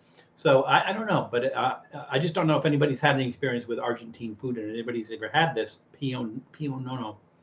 But I'm interested in it. I'm interested to find out what it is. Don't know if anybody's heard about it. Pionono. Anybody? No? Let's talk about pastrami. So this may be a phenomenon only on the West Coast, only in the Southern California area, and maybe a phenomenon. It doesn't sound any worse than that bologna cake you made. No, well, nothing could be worse than a bologna cake I made. That was just weird. I mean, it wasn't horrible, but it was not. It's not what you would call good. That bologna cake. It was, yeah. But it was a nice thing I did for their 10th anniversary. So we got nothing here. You know that. Yes, I do know that. No, that's not true. That is not true, because if you go, there are Boston area episodes with stuff that you have there that we don't have here. We don't have fried clams here. Not like that. Fried clams. So let's talk about pastrami, because on some of the Facebook pages, I've seen on some of the Facebook foodie pages, local foodie pages, and people are saying like best pastrami sandwich, right? And so some people are saying like Langer's or Cantor's or Brent's, and they have the best pastrami sandwich, right? And then other people are saying, oh no, the pastrami sandwich at the Hat is really good, or the pastrami sandwich at Lucky Boy is really good, or the pastrami sandwich at Tops is really good. The problem with that is that they're two separate things. Not that one is better than the other. If you're like a purist and you just want that pastrami flavor, then obviously you want to go with a deli pastrami sandwich, and that's what, like Langer's here in Los Angeles. Langer's is really, really good. It probably has one of the better pastrami sandwiches in the country until you start getting into New York City. But one of the best better pastrami sandwiches in the country. Really, really good. But it's old school deli pastrami sandwich. The thing, yeah, Rhymes, exactly. And Rhymes is good, but it's not like New York City good. And it's not even as good as Langer's. But the thing about pastrami dip is a completely different animal. So it is pastrami, but it's cooked differently, and it is basically served on a soft roll, and it's spicier. There's more spices to it and everything. So if we did an episode at the Hat in Alhambra, we did an episode at the Hat in Alhambra, and that is a pastrami dip sandwich. So it's basically designed. It's very wet. It's very sloppy, and then usually you kind of dip it even more. But it's a very soggy, very sandwich. But there's a big difference, and so a lot of people were like criticizing people, like people who were saying like you're out of your mind, Langer's isn't better than the Hat, and people were saying like you're out of your mind, the Hat's not better than Langer's and everything. It's kind of like saying, what is the best pizza, right? And then somebody saying like, oh, well, Gino's East in Chicago is the best pizza. Well, it's the best deep dish pizza. It might be, or Giordano's. It might be the best deep dish pizza, but it's not going to be, it's not the best pizza per se. Like if you, New York style pizza or Detroit style pizza or New Haven style pizza, they're all different. They're all really different. And this is the same thing. So like people get hung up on the fact that it's a pastrami sandwich, but it's a pastrami dip sandwich, which is completely different than a deli pastrami sandwich on rye. Right? Completely different. And so I'm not sure I get that whole thing where people are arguing about it and everything. And then usually you say, hey, they're two different animals. Judge the pastrami dip as a pastrami dip and judge the deli pastrami sandwich as a deli pastrami sandwich. And people go like, no, you can't do that. It's pastrami. And like, I don't know. To me, it's kind of like I have my favorite pastrami dip sandwich and I have my favorite deli pastrami sandwich, and I don't even compare the two of those. But for some reason here on the the Facebook foodie pages they do. So I don't understand that. Hey Allie, how you doing? Hey, Allie is in the room. Other daughter Allie in the room. Say hey Allie. Jules, did you know that Allie was here? I did. She snuck in. Hello, Allie. Welcome. I don't know if everybody remembers Allie. She's been here before. Everybody give Allie, Alessandra is her name, but give Allie a warm Trippy Food welcome to Allie. All right, let's do another snack because time's a wasting. Let's do these. So these are the surimi sticks, and it looks like they somehow dried the surimi. Maybe baked it, I don't know. And then there's a sheet of nori or that seaweed underneath it. I think that's what it looks like here, but it may be completely different than when we open this up. And it's hot chili. It's the only words in English are Junju, which is the company, and hot chili on the bottom. Then when we tell you it's surimi, you have to kind of look at the back to find that out. So, oh no, Janice, you have to say hi, Allie. She doesn't mind, I'm sure. I only call her Alessandra when she's done something wrong. Wow, that opened weird. It's the side. Here we go. This is really, oh, okay. So from here, it looks like just nori, right? But there's nori on one side, and then there's the surimi on the other side. And it definitely looks baked.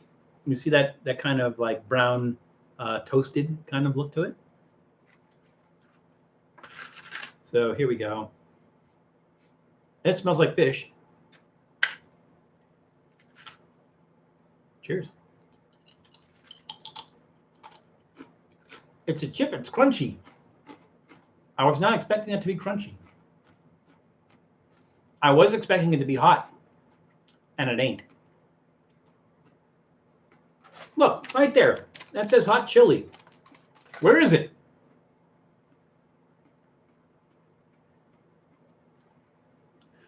I don't know what your experience was with nori, which is the seaweed, the dried seaweed. I don't know what your experience with that, but if you just get it caught in the wrong place and everything, it's like getting a piece of paper in your mouth.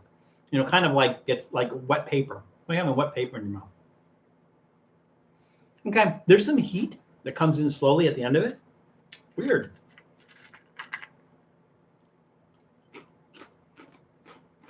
I'm trying to remember where I got these. I think I got them at a Hawaii supermarket. As I was going to say, if there's a 99 Ranch market near you, you might try there for these. Whereas these are Korean, maybe a H Mart. H Mart might be a good place to get these. Ooh, the fish taste catches up with you, but it's not like one of those low tide. Like you've seen, we've done some snacks here where the fish was tied fish snacks. And it does have a fishy smell, but it's not like this horrific fishy smell. Like some of the other ones, like I've had to like wrap in a plastic and put it in a plastic bag and then throw it away because the smell of fish was so strong. This isn't like that. But again, if you remember, surimi is that pollock that's cooked usually with crab shells, to kind of give it some other flavor. Sometimes it's just cooked as is, but it's the fake crab meat. So it's cooked, and then it looks like it's toasted after it's cooked, and then they somehow glue it to a piece of nori. So if you like nori, it's not even like if you have nori on sushi, sometimes that's like it's hard to break through with your teeth, and it's hard to break into that. But this, because it's crunchy, this kind of falls apart. These aren't bad. I'm just disappointed in the heat. I mean, it's there, but it's so subtle. It's like hot chili. Knowing to come up with there's not a lot of chili flavor, and it's not that hot. So I'm gonna give that a thumbs in the middle. I would give it a thumbs down, but flavor-wise, it's not bad. It's pretty good. It's not as bad as some of the fishier ones, even though it's made with fish. But they didn't hit the boat on the hot chili. So yeah, thumbs in the middle for me on that one. The beer, I guess. And even though I gave this a thumbs up because it tastes good, I think I gave it a thumbs up. Maybe I gave it a thumbs in the middle. I don't remember. You guys let me know. But I'm a little disappointed in that it's a nitro in it, so it should be foamy. It should have that foamy, creamy kind of flavor. And I don't know where it went. Maybe I got an old one. Let's see. Should we go into should we break into our dessert? Now let's let a little of that chili dead fish. Let's get rid of some of that first, and then we'll go into that. So we were talking about vegan food earlier, and one of the things that we brought up was Burger King Whopper, and so Burger King the Impossible Whopper. So Burger King was sued. There was I don't remember who it was that sued them, but they were sued because by some vegans that said that they were preparing the Impossible Burger on the same grill that they were preparing the regular Whopper on, and so they were suing them for that. Well, Burger King actually won the lawsuit, and the reason they won the lawsuit is because they never promised that they were going to make it on a separate grill. They never promised that they were going to make it separately, and so they actually won the lawsuit because they said, well, we never told anyone we were going to process it separately. We never said we were going to cook it on a separate grill or anything like that. My understanding is that you can request it done separately, and somebody told me they actually put it in a microwave oven if you want it separate, which is really weird. But yeah, they actually they won the lawsuit. The lawsuit was dismissed because Burger King had never promised that that they were going to prepare vegan stuff separately. So it's kind of weird. I thought that I would share that with you. Also, we talked about the Beyond Fried Chicken that we had earlier this week, and that we also did for Reckless Eating. We talked about that a little bit. So that's made, I don't want to say made by, but it's something that you can get at KFC. So now KFC is doing something even more interesting with chicken, and maybe a little bit scary. What they're doing is they're going to they're currently testing lab-grown chicken nuggets that are made in a 3D printer. So they're taking actual chicken. This isn't like it's like plant-based protein. It's chicken. They're lab-grown chicken nuggets that are made with a 3D printer. And apparently this is going to be this fall in Russia is where they're going to test these. Does this sound bizarre to anybody else but me? Does this sound bizarre that they're growing chicken protein in a lab and they're going to make chicken nuggets in a 3D printer? Am I the only one that this sounds weird to? Anyone? No? Agreed. All right. I thought it was just me. So yeah, really, really weird. Has anybody had food made in a 3D printer? I don't know, because I think somebody was doing sushi. They were actually making sushi from a 3D printer. I've seen that, but I don't know if it's commercially available or anybody's actually. Has anybody seen or heard of anybody doing 3D printed food? No, I don't know. Kind of weird. The other thing that's new, and it's hey Doodle, Doodle just came in. I don't know if for some reason there isn't really a food that's too weird for me to try it, but I feel like it'd be too weird not to eat 3D printed food. Yeah, like how about lab grown 3D printed food? That's even weirder. And just like that, Doodle's gone. So here's another thing that's new and interesting is Campbell's, Campbell's soup, Campbell's has just released, and this is available now if you can find it. I haven't been able to, but if you can find it, cream of bacon soup. Cream of bacon soup. Now to me that sounds good, but it sounds more like you're not going to have a bowl of this. It sounds more like stuff you're going to cook with. So I have big plans for that. I have big plans for the cream of bacon soup if I can get it. But it just sounds bizarre, cream of bacon soup. But yeah, that's a thing. That's a new thing, cream of bacon soup. Let's do the mazapan. You guys ready for dessert? Let's do the dessert. Okay. And again, I think it was Julie said that they do have the one with a rose on it. I think it's called La Rosa is the brand. They're smaller. They're maybe about like $50 size, and there's like individual ones in here. This is like a solid cake. That's kind of weird. I feel like most of those cream of whatever soups are cooking ingredients as opposed to using actual soup. Yeah, well, sort of like the cream of mushroom, cream of onion. Yeah, those get used in cooking more so than somebody drinking a bowl of it. They have a cheddar cheese soup, but I think people, if you're not going to use cheese, I think people actually eat the cheddar cheese soup. My daughter would love cream of bacon soup. Well, Janice, I'm told they're supposed to have it at Vaughn's. Now, I went to a Vaughn's that Campbell's website said had it, and then when I went out there, they go like, "No, we don't have it." And I looked because they have the signage for all the different soups that they do have. And they had the signage for the cream of bacon soup. They actually physically didn't have the cream of bacon soup. So I don't know. Now I'll give it a week or so and then do that. But we're definitely going to do something with cream of bacon soup. That sounds interesting. So for those who just walked in or just walked in a while ago, we are eating mazapan. And mazapan is a Mexican, they call it candy. Maybe you could call it a pastry. Maybe you would call it a cake. But it is made with peanuts. Mazapan. It's kind of dusty and gritty. And again, this one is like a solid cake.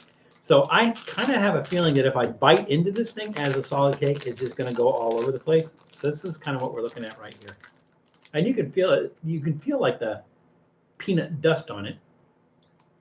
My guess is it's just like finely ground peanuts, maybe with some sugar in it. But we'll see. I don't know the best way to eat this thing. It's like I could try to break a piece off it. I feel it's going to go oh no, it breaks apart pretty easy. It's crumbly. Let's further break this down. There we go. Oh yeah, that would easily disintegrate. So let's try. I'm going to call it cake. They call it candy, but I'm going to call it cake. It's like a tiny weird cheese wheel. Yeah, but not texture-wise. Looks-wise, yes, but not texture-wise at all. Or like a little moon cake. But like I said, I want to call it cake. Maybe the little mazapans that you get. Maybe not, but this I'm going to call it cake. Here we go. Cheers.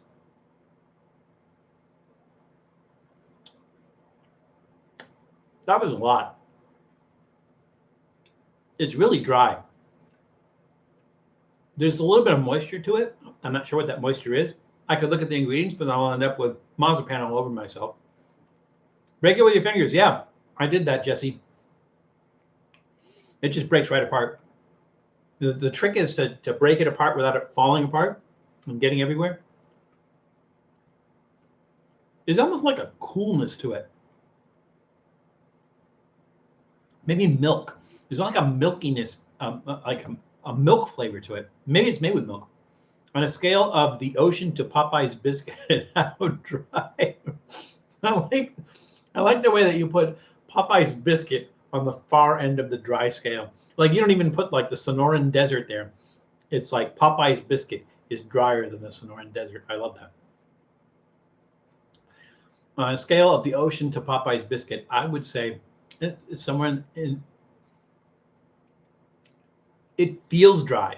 When you put it in your mouth, it seems dry. It seems powdery. But then again, there's that moisture inside it that kind of defies logic. Like, why would it crumble into dust if that dust has some moisture in it? It's really weird.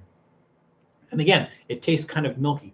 I don't know. Maybe one of you. Hey, Stoner Kitchen, good to see you. Are you still in Alaska? Well, you were in Alaska last week, right? Are you still up there, or are you back now? Everybody say hi to Stoner Kitchen. I think we mentioned you earlier. I just can't remember why. But you're always welcome here. Everybody knows you. You just walk right in. You don't even have to knock. Just come right in. One you have is a king size. Yeah, Jesse, exactly. Like I was telling, and even Julie said that even she lives in the Boston area, and even up there, they get the one that are kind of coin size. They're maybe that thick, and about the size of a $50. And that's what I'm used to seeing. This one just surprised me because it was like a solid cake, like a cake of soap. Just came back, didn't want to leave.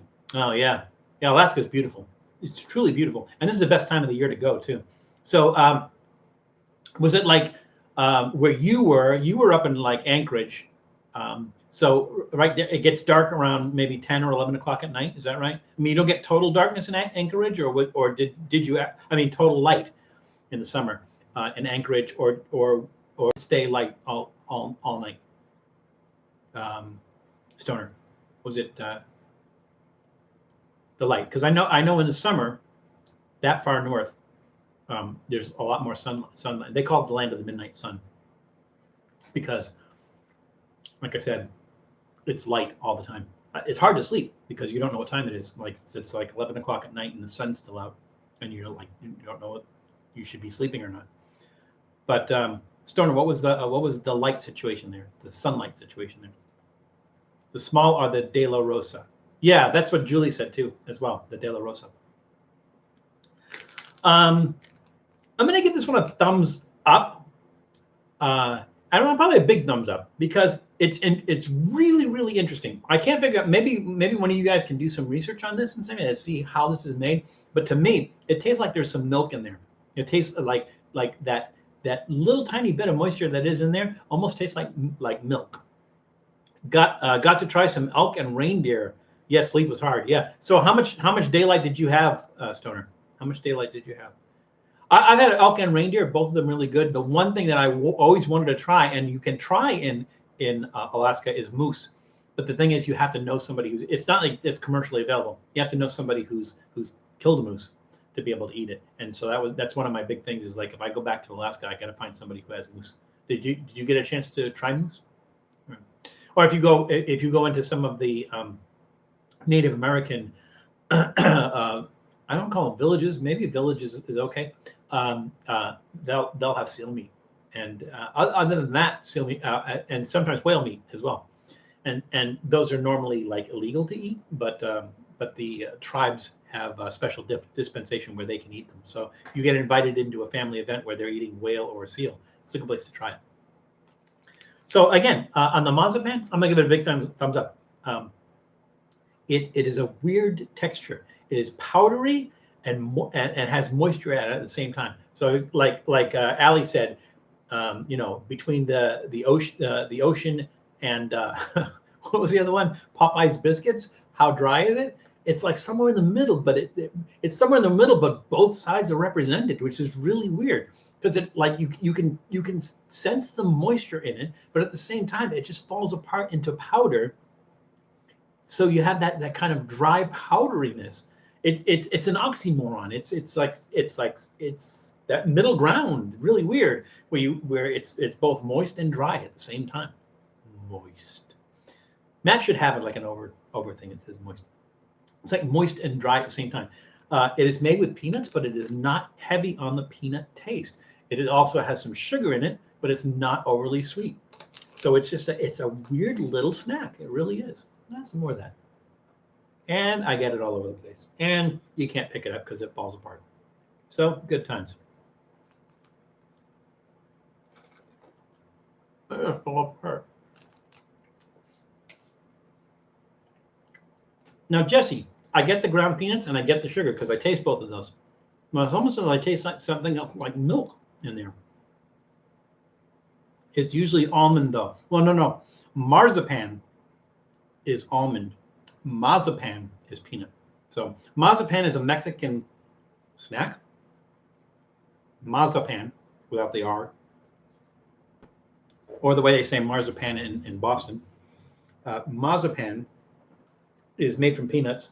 Marzipan is an almond paste that's made with almonds and sugar.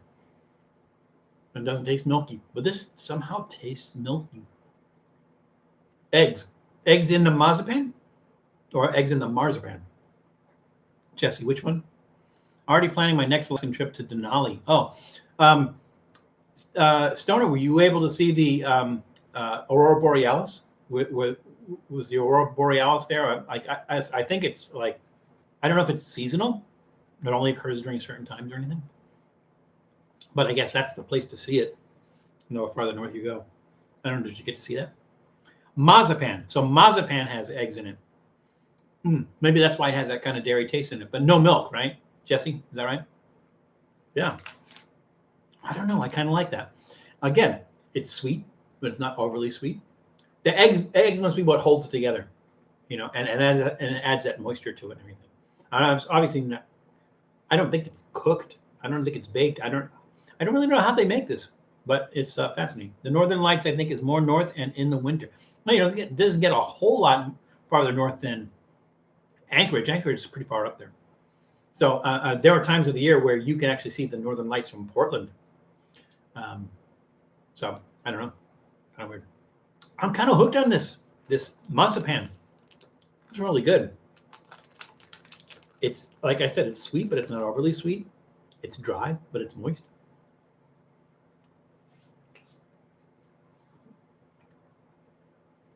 Falls apart into moist dust. That is weird. Really weird.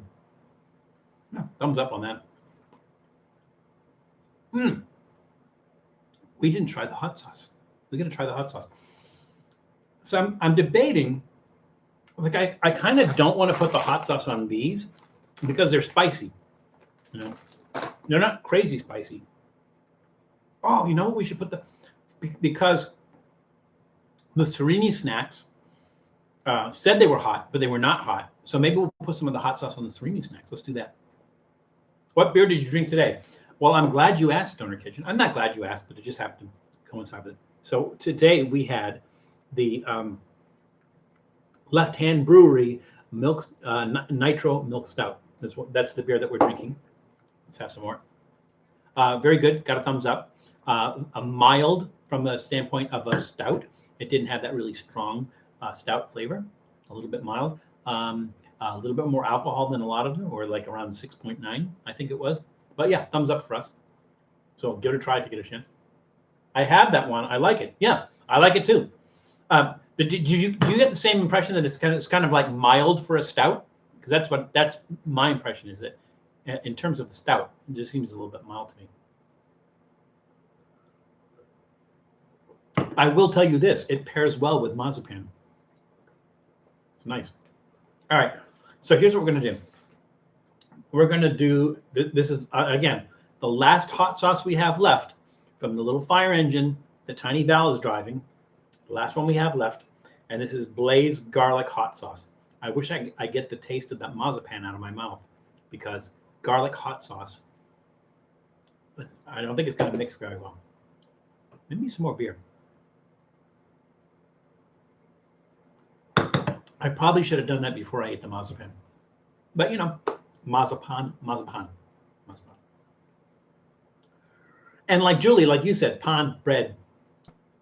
It's, yeah, to me, it's like a cake. I got sugar in my mouth, man. It's going to be weird. All right, let's give it a shot. Yeah, with it. Oh, no, I got an idea. Let's use one of these to get the sugar taste out and then do the hot sauce. There we go. I don't always have great ideas, but then they hit me. And Stoner, you just kind of came in later. These are Mission Atomics.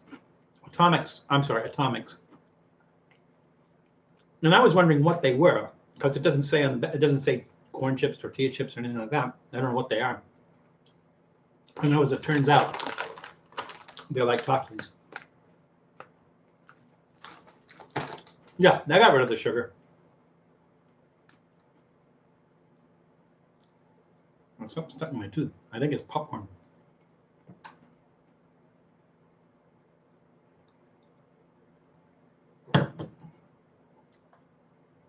Alrighty then. I think we're ready for the hot sauce. All right, here we go. And again, this is the end of an era. I kind of feel sad because we did, how many of these we did? 6, I think it was. 6 of these hot sauces. And we're down to the last one. So after this, no more. Maybe if you guys like the hot sauce idea, let me know, and we'll just try a different hot sauce on the episodes. We'll try to bring in a hot sauce, and we'll do a hot sauce. Why not, right? Be like a regular feature on these on the streams is doing a hot sauce. So let me know. I have a bunch in the refrigerator, so I have a bunch of different ones, and I can bring some of those out and just taste them in front of you and let you guys know what I think of these different hot sauces. I got to get some. We got to get some secret aardvark sauce. That was really good, made in Portland. But I think you can get it here. I'll try this with that. What do you guys think of that? Do a hot sauce in every episode as well? Not necessarily out of the fire engine because they're all gone. Ooh, it smells garlicky. It does have that garlic smell. Allie, you would dig it because you like hot sauce. You liked hot sauce from a very young age when you stuck your tongue out. You've always liked hot sauce. Should go through the Hot Ones lineup. What is the Hot Ones lineup? Stoner, send me an email. I try to. So the reason I was talking about you earlier is because I mentioned that you were going to Alaska and you were asking me some advice for some stuff to check out, and then I realized I had no way to contact you. So do me a favor and send me an email, val@trippyfood.com. Send me an email. Let me know it's you, and because it's probably not going to be Stoner Kitchen is not going to be the name on the email that I get. Let me know it's you. And tell me about this Hot Ones lineup, and yeah, we'll do that. Maybe we'll do an episode or a live stream on the Hot Ones lineup. We'll do that because I like hot sauces. I like hot stuff, so we'll do that. Yes, we like the hot sauce on the live stream. Yes, okay, let's do a hot sauce on the live stream. Let's make that a regular feature of our live stream. Is that we'll do a hot sauce every episode. So we'll have to have some sort of snack that lends itself to the hot sauce, but we'll do a hot sauce every episode. Yeah, let's do that. All right, Janice, great idea. Thank you. I'm also seeing on Google search that they make other fire truck hot sauce things. Well, the company, I'll turn this, get hot sauce all over me. The company was like really weird because it didn't sound like a hot sauce company. It sounded like a company that maybe bought hot sauce from other people and then remarketed it. It was, what was it, Modern Gourmet Foods. Modern Gourmet Foods is the name of the company that sells the hot sauces in the fire truck. But again, I don't know that they actually manufacture the hot sauces, or they just get the hot sauces from other places, bottle and package them, and put them in a little fire engine. I don't know. Maybe Allie, as long as you're out there, see if they have a website for that, Modern Gourmet Foods, and see if it says do they do their own hot sauce or not? We don't have to do their hot sauce each time. There's all kinds of hot sauces out there. I think that episode that we did with Matt from Reckless Seating was like, what's in Val's fridge? We had that one in the crystal skull. We had the one in the crystal skull. I can't remember what that one was called offhand. And that packs a punch. We still have some of that left. We can bring that one out. It's kind of cool because it's in the crystal skull. All right, here we go. It does have a garlic smell to it, which is nice. So we'll do some on the finger, and then we'll put some on the surimi snack. How's that? That seems to be thicker than the other one. It doesn't run when it's sitting on my finger.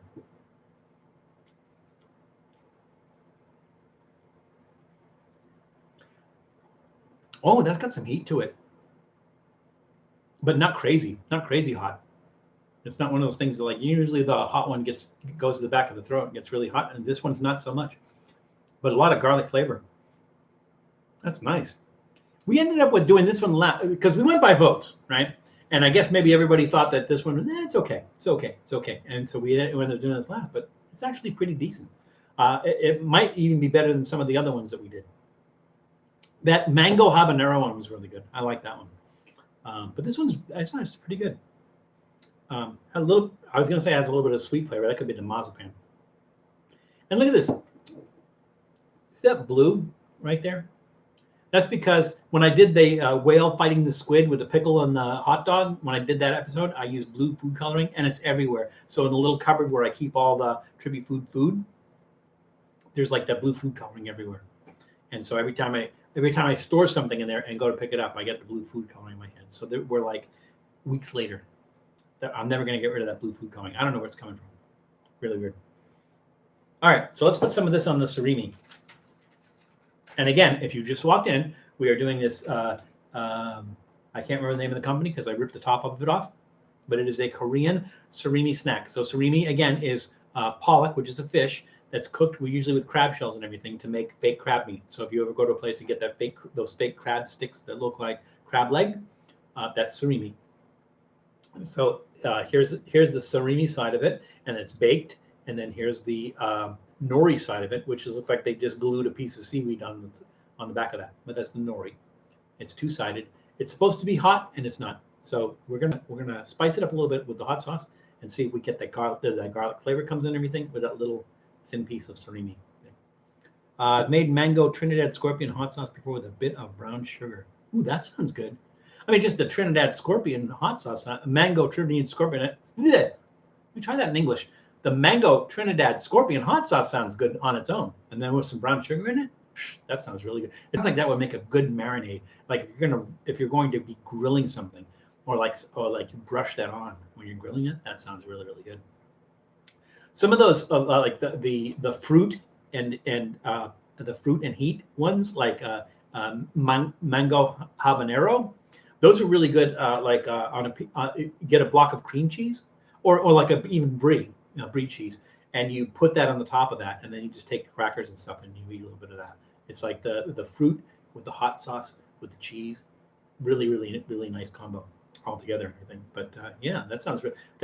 But your mango Trinidad scorpion hot sauce with brown sugar in it sounds like an awesome marinade, or like something you would brush on while you're roasting meat. Sounds like it would be really good. Hey, Janko, welcome. Janko, I think this is your second time in here. We have 8 minutes left, but you're in Germany, so it's okay. It's forgiven. But everybody give Janko a warm Trippy Food welcome. Welcome Janko back. Good to see you. We've eaten everything. We've got a few minutes left. I would do a recap, but we don't have time to eat everything. But if you look on you can watch the episode afterwards, because once we finish it, then it gets posted up there, so you can watch it afterwards. And we're sorry we missed you. We're sorry, but glad you came in, no matter how long it took you to come in. So welcome, Janko. All right, here we go. So we're going to put this on the surimi. Brie with honey. That does sound good, but I don't think I've ever had that. Wow. There's a little bit of fruitiness to this that comes out when you put it on here. So here's the other thing. When we were just eating this by itself, we got the fishy taste. We got a little bit of pepper and everything. What the hot sauce brings out is the taste of the nori. It's really weird. It's like the flavor that cuts through the hot sauce is the seaweed. It's really weird. Oh, Allie, you taking off? Allie, if you're taking off, good to see you. You're always welcome. I miss you. I hope to see you again soon. So, and be careful out there. Allie is in Portland, so be careful, Allie. Oh, Jesse's leaving. Oh, you're saying goodbye to Jesse. Okay. I didn't see that Jesse was leaving. Heading out for pizza. Be back next week. Keep it the great content, Val. I will try. I will keep trying. Jesse, what are you going to get for pizza? What pizza are you going to have? What company are you going to, and what are you going to have? What are you going to put on it? Let us know. We need to know. We have to approve. Let's do a little bit more of this.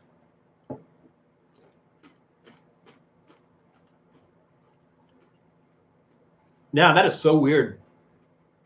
The hot sauce, for some reason, brings out some of the other flavors There's like a sweetness to it. And I don't think the sweetness is coming from here. I think the sweetness is coming from that surimi. It was really weird. So there's something floating in there. Yeah, that's weird. There's a chunky thing in there. And I'm getting hot sauce all over the place. That's fun. That's a good hot sauce. That's a nice hot sauce. Really weird though. But so we're done. Again, the end of an era. But Janice thought it was a great idea. If we do a hot sauce every episode, every live stream, we will do that. We will do a hot sauce.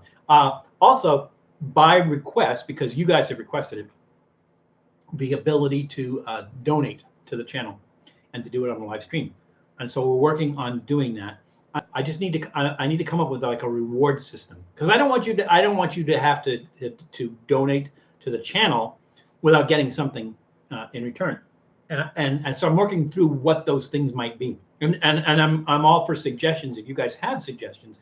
I don't think we'll do it like Matt does. I could get a few things that I don't like to eat, and then you pay money to make me eat something I like, but there's not a whole lot of stuff I don't like Marmite maybe.